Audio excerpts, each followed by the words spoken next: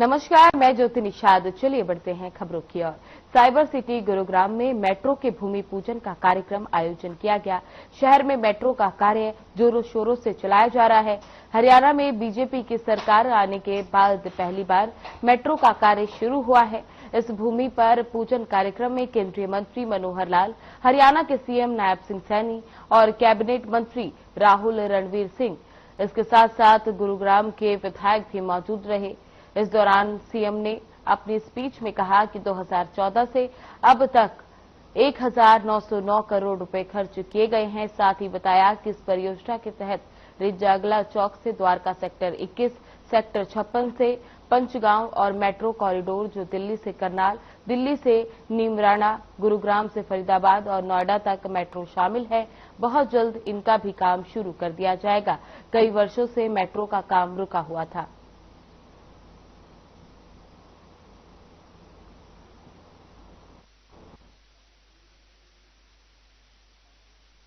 Metro rail परियोजना का आज भूमि पूजन किया है। ये हम सब के लिए गर्व की बात तो है और हमें इस जो गुरुग्राम जो कभी एक छोटा सा कस्बा होता था, आज भारत का ये आईटी और औद्योगिक रूप में उभर करके ये दुनिया के मानचित्र के ऊपर आया है।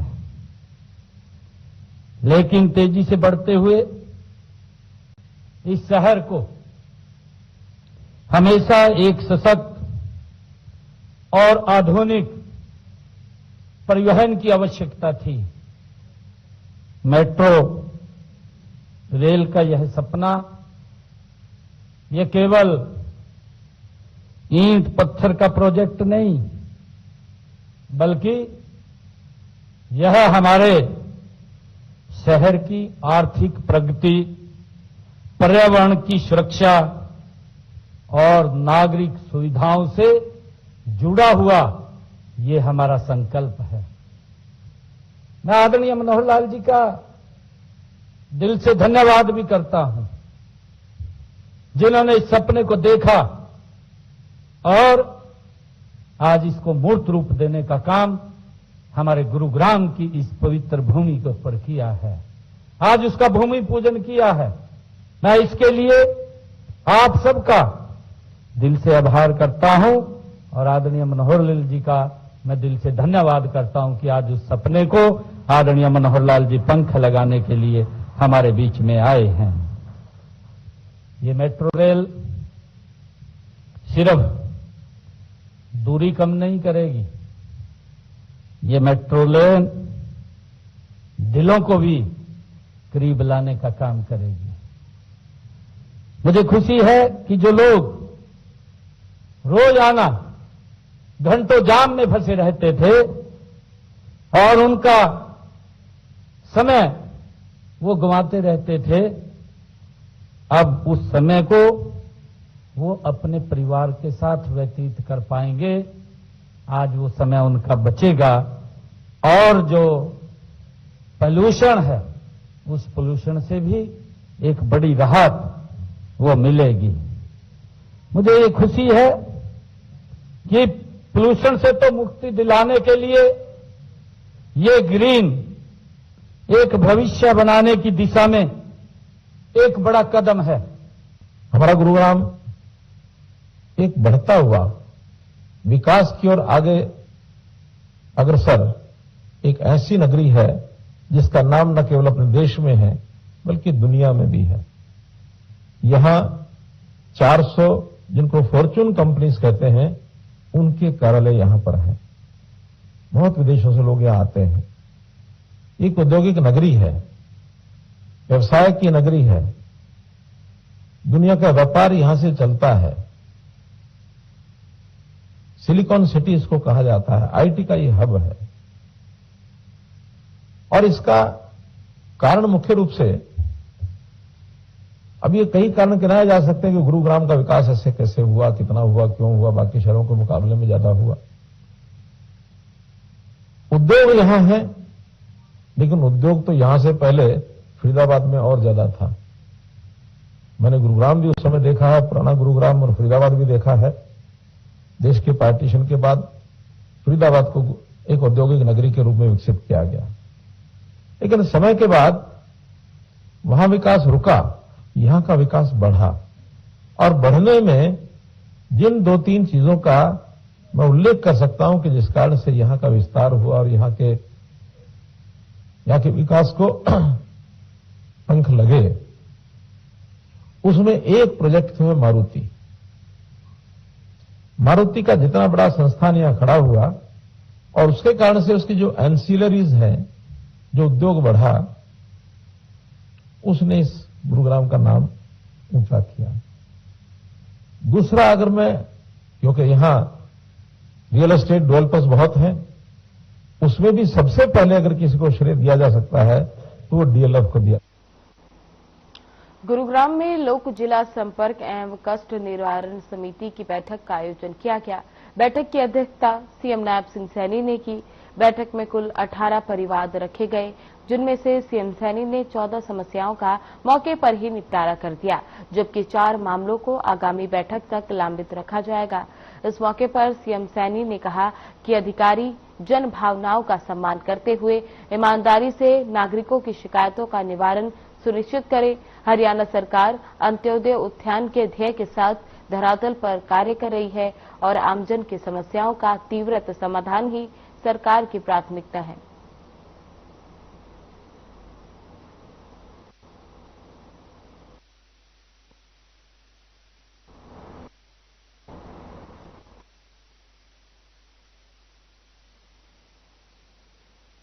जुलाना जिंद से बीजेपी विधायक और विधानसभा में डिप्टी स्पीकर डॉक्टर कृष्णलाल मड़ा जुलाना विधानसभा के जलभराव गांव के खेतों का जायजा लेने पहुंचे।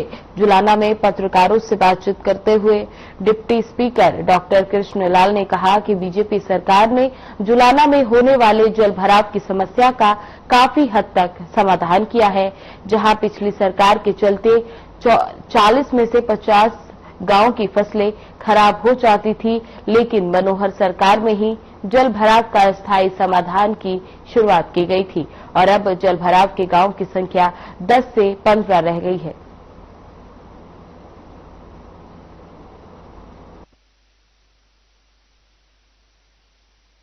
देखिए, आज माननीय डीसी साहब से हमने कल रात को बात की कि हम लोग कल इन गांव के दौरे करेंगे, क्योंकि इन गांव में पड़ाना है, आपका डिंगाना है, शामलो है, बख्ता खेड़ा है, मालवी है, क्योंकि यहाँ पर हमें जो समाचार मिला कि पानी काफी हद तक इन गांवों में रुका हुआ है, जिसकी वजह से किसान को बड़ी समस्या खड़ी हुई है। वैसे तो मैं ये कह सकता हूँ कि पूर्व की सरकारों में यहाँ पे 35-35, 40-40 गांव ऐसे थे जहाँ पर पानी खड़ा होता था। आज ये स्थिति है कि पिछले 5 वर्ष जो 10 वर्ष भारतीय जनता पार्टी ने निकाले हैं, उसमें हम ये कह सकते हैं कि जुलाना के अंदर आज मात्र 10 से 14-15 गांव ही ऐसे हैं जिनमें पानी की स्थिति ऐसी है, जिसमें 5-6 गांव तो हमने जो दौरे किए आपको गिनवाए। इसी प्रकार से कुछ गांव और हैं। माननीय अध्यक्ष जी तेजिंदर जी, कैप्टन बैरागी जी और डीसी साहब और इनकी पूरी टीम, मैं कहूँगा ये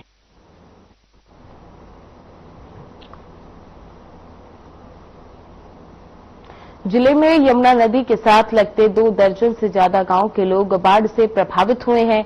जिला प्रशासन ने इन लोगों को सुरक्षित स्थान पर बनाए गए शेल्टर होम में पहुंचाने का काम शुरू कर दिया है। प्रशासन लगातार 24 घंटे यमुना के बढ़ते जलस्तर पर निगरानी बनाए रखे है और सभी अधिकारी इस पर पैनी नजर रखे हुए हैं। वहीं गांव के सरपंच ताराचंद भाटी और समाजसेवी ने बताया कि प्रशासन द्वारा पहले गांव से लोगों को निकालने की प्रक्रिया शुरू की गई थी। हालांकि कुछ लोग रह गए थे, जिन्हें कल और परसों जाकर निकाला और शेल्टर होम में लाया गया।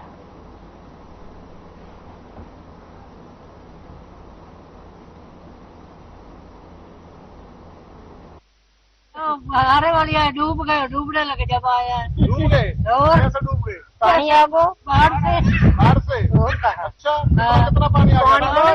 चौतरा में दाम भर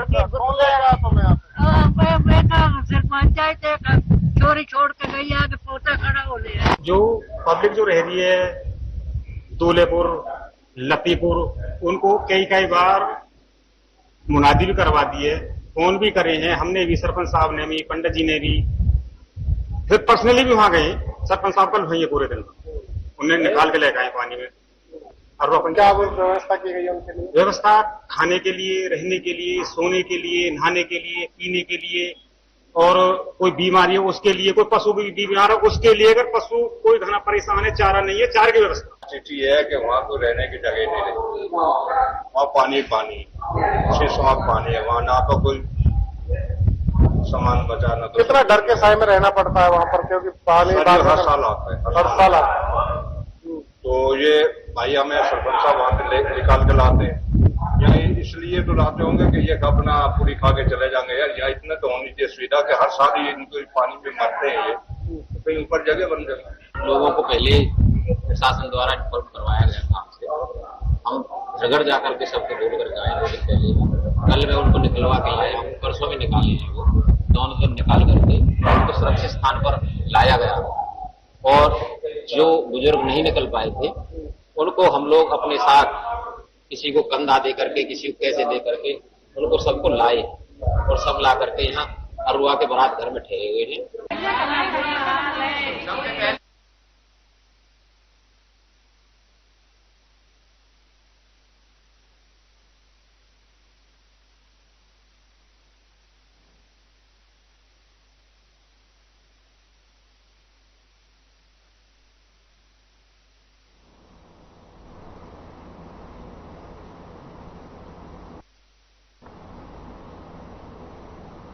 पुडरी के विधायक सतपाल जांबा का एक बयान सामने आया, जिसमें उन्होंने जीएसटी के बदलाव पर बोलते हुए कहा कि जीएसटी की दरों में बदलाव से सभी वर्गों को सीधा फायदा होगा। इस निर्णय से बहुत सकारात्मक नतीजे सामने आएंगे। इससे आम आदमी का जीवन आसान हो जाएगा। इसके साथ ही ये देश की अर्थव्यवस्था को और अधिक सशक्त, समावेशी और आत्मनिर्भर बनाने में महत्वपूर्ण साबित होगा।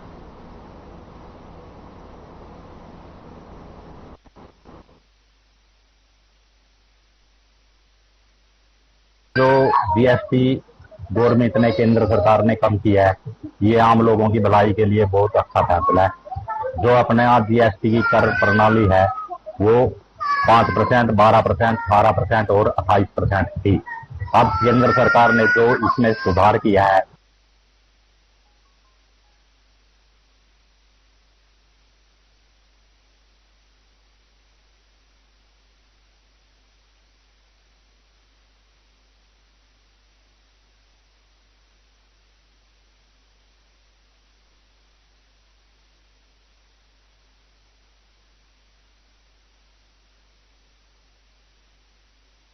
महेंद्रगढ़ में खेलों का बड़ा आयोजन होने जा रहा है। CBSE national basketball girls championship 2025 का आयोजन 9 सितंबर से 13 सितंबर तक Tagore senior secondary school Mahendragarh में किया जाएगा। इस चैंपियनशिप में देश विदेश के कुल 96 टीम भाग लेंगी। इनमें 60 राष्ट्रीय स्तर की टीमें शामिल हैं, जो सीबीएसई के 20 क्लस्टर प्रतियोगिताओं के विजेता हैं। वहीं 36 अंतर्राष्ट्रीय टीम कुवैत, ओमान, सऊदी अरब और यूएई जैसे देशों से भाग लेंगे। टूर्नामेंट का संचालन लीग मैचों से शुरू होकर pre quarter, final, final quarter, semifinal और फाइनल तक किया जाएगा।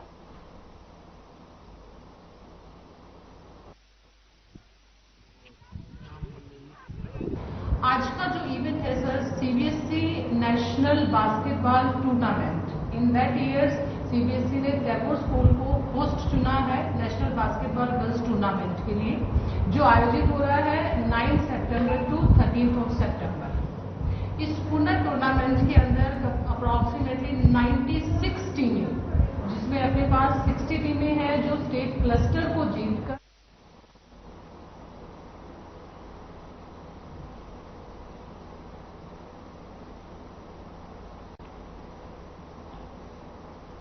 नांगल चौधरी सब डिवीजन के गांव कमानिया के शिक्षक दिवस का दिन खास रहा। गांव की तरफ से सरकारी स्कूल के अध्यापकों को फूल मालाएं पहनाकर सम्मानित किया गया और अध्यापक दिवस की शुभकामनाएं दी गई।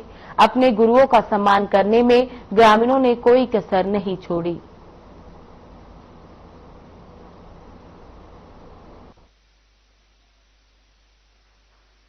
अध्यापक राष्ट्र निर्माता होता है और राष्ट्र निर्माण में अध्यापक का अहम योगदान होता है। और हमारे अध्यापक सुबह से लेकर शाम तक अपने बच्चों के ऊपर संपूर्ण ध्यान देते हैं। क्या संदेश देना चाहोगे स्कूलों के बच्चों को? हम बच्चों को कहेंगे कि वे अपने देश के लिए, अपने समाज के लिए जो ज़्यादा से ज़्यादा कर सके वो करें। समाज जब विकसित होगा तो देश अपने आप विकसित हो जाएगा। नहीं आई आज तक कि मैं एक महिला शिक्षक हूँ तो मुझे किसी मुसीबत का सामना करना पड़े, ऐसा कभी नहीं हुआ। लेकिन मैं प्राउड फील कर रही हूँ ज़्यादा कि मैं एक शिक्षक हूँ, क्योंकि गृहिणी की ड्यूटी भी निभानी पड़ती है। हाँ जी सर, वो तो है ही, वो तो पहले है। सुबह जल्दी उठना, फिर घर का काम पूरा करना, फिर आके स्कूल को संभालना, सारा करती हूँ सर। स्कूल में आप बच्चों को पढ़ाते हैं, लड़के और लड़कियों में किस तरह से, क्या उसमें थोड़ा सा वो फीलिंग हमारे महसूस? स्कूल में बहुत ही अच्छा है। हमारे जो प्रिंसिपल सर है वो हमेशा हमको गाइडलाइन देते रहते हैं बार बार कि अनुशासन में रहो, ये करो। तो स्कूल का माहौल काफी अच्छा है। स्कूल ने भी काफी सारे अचीवमेंट हासिल किए हैं। हाँ जी सर, डिस्ट्रिक्ट लेवल पे, स्टेट में भी 2 बच्चों का सिलेक्शन हुआ अंडर 17 कबड्डी में, और बाकी अंडर अपने ब्लॉक लेवल पे भी अंडर 17, अंडर 19 गर्ल्स फर्स्ट आई थी और बॉयज भी फर्स्ट आए थे। और डिस्ट्रिक्ट में भी अच्छा रिप्रेजेंट किया उन बच्चों ने, और 4 बच्चों का।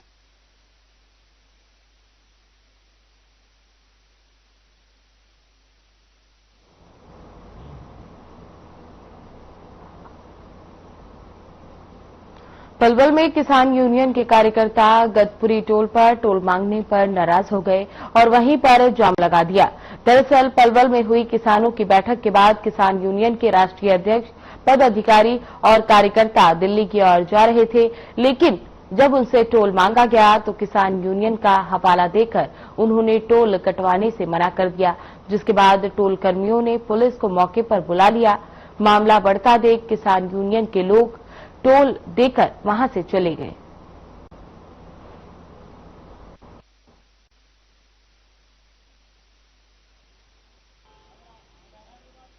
मैं हमारे जो भारतीय किसान मानव राष्ट्रीय अध्यक्ष हैं, जो हमारे भानु प्रताप सिंह जी, अभी हम लोग कार्यक्रम में से आ रहे थे। मेरा सरकार से निवेदन है, जब हमारी गाड़ी निकलने से पहले रोड टैक्स जमा हो जाता है, डीजल डलवाते हैं तो पेट्रोल पे रोड टैक्स जमा हो जाता है, फिर ये हमारी जनता, आम जनता टोल टैक्स किस बात का देगी? मेरा सरकार से निवेदन है कि आप गाड़ी जब निकलने से पहले, गाड़ी मैन्युफैक्चरिंग होने से पहले जब आप रोड टैक्स ले लेते हैं तो ये टोल टैक्स किस बात का? जब आप डीजल डलवाते हैं तो डीजल डलते समय जब आप रोड टैक्स ले लेते हैं तो टोल टैक्स किस बात का?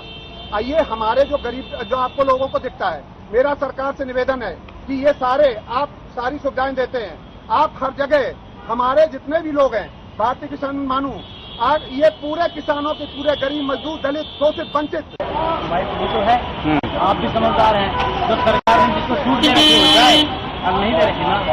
अब इन लोगों का इनका कहना है कि हम धरना देंगे, जो करेंगे कानून का, अगर कानून के दायरे में करे करता रहे। तो क्या अब ये पेमेंट देके निकलेंगे या ऐसे ही जाएंगे? इमरजेंसी लेने अपनी एम्बुलेंस के लिए, हर ब्रिगेड के लिए, इनके हमने अर्शित कर रखी है।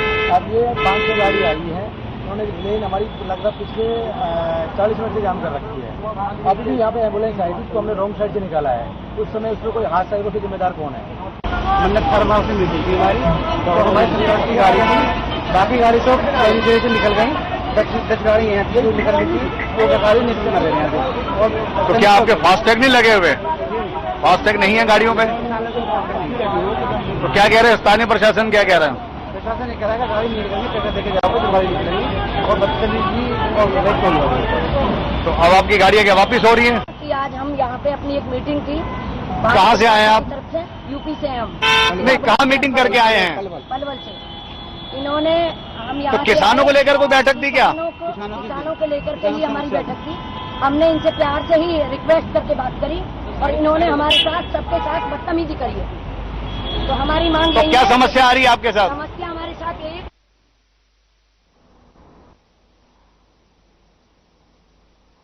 भवानीखेड़ा के गांव कलिंगा में 2 सितंबर की रात को एक घर की छत गिरने से हुई 3 नाबालिग लड़कियों की मौत पर डीसी साहिल गुप्ता के निर्देशानुसार एसडीएम महेश कुमार शुक्रवार को पीड़ित परिवार के घर पहुंचे। इस मौके पर बावनीखेड़े के विधायक कपूर सिंह वाल्मीकि के प्रतिनिधि के तौर पर पहुंचे उनके भाई राजेश कुमार कलिंगा के तीनों सरपंच की मौजूदगी में एसडीएम महेश कुमार ने परिजनों को प्रदेश सरकार की तरफ से 12 लाख रुपए की सहायता राशि का चेक भेंट किया।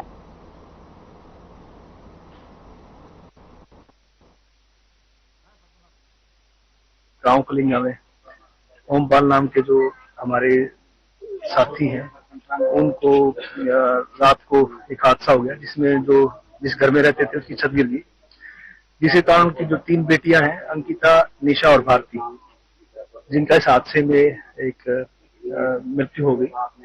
और जो ओमपाल जी हैं, उनकी वाइफ ओमपाल जी और उनके बेटे वो गंभीर रूप से घायल हो गए।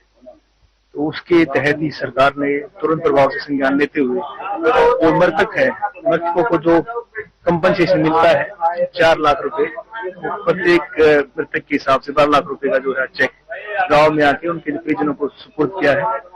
और जो घायल हैं, घायलों का भी हम उपचार प्रायोरिटी बेस पे करा रहे हैं। ये जो आपदा है, इससे निपटने के लिए हम सभी से प्रार्थना करता हूं, मैं सभी मिलकर के इसका सामना करें। जो भी जिस भी परिस्थिति में है वहां उसकी आर्थिक मदद करें। और मैं मास्टर राजेश हूं, विधायक कपूर सिंह का बड़ा भाई होने के नाते भाई बाहर हैं सरकारी कामकाज की वजह से। गांव में जो ओमपाल जी के साथ घटना हुई है बड़ी निंदनीय है। इसमें प्रशासन ने और सरकार ने, मैं ओमपाल का चाचा लगता हूँ, बच्चों का दादा लगता हूँ। 2 लड़कियां गई, आपने देखा अभी सरकार द्वारा भी मदद करी गई है इस परिवार की। बहुत ही निंदनीय घटना। हमारे गांव में एसडीएम साहब आए और ये घटना घटी थी, उसकी सहायता के लिए उन्होंने अपनी तरफ से भरसक कोशिश करी और आगे भी आश्वासन दिया है। अभी जो भी होगा हमारी तरफ से हम इन बच्चों की ऋण की। भिवानी जिले के कलिंगा गांव में ये जो हादसा हुआ है, बहुत ही दर्दनाक हादसा हुआ है और इसके लिए आपने समस्त लोगों के को सुना और उनके बारे में जानकारी ली। और जो भी प्रशासन ने इन लोगों के लिए किया है और आश्वासन दिया है, मदद की है, उसके लिए हम बहुत बहुत आभारी हैं। बट मैं ये कहना चाहूंगी आपको कि वो कहते हैं, एक भैया ने बोला डूबते को तिनके का सहारा, तो डूबते को तिनके का सहारा अगर समय से पहले दे दिया जाए तो ऐसी जरूरत। फिलहाल बुलेटिन में बस इतना ही। बने रहे हमारे साथ। नमस्कार।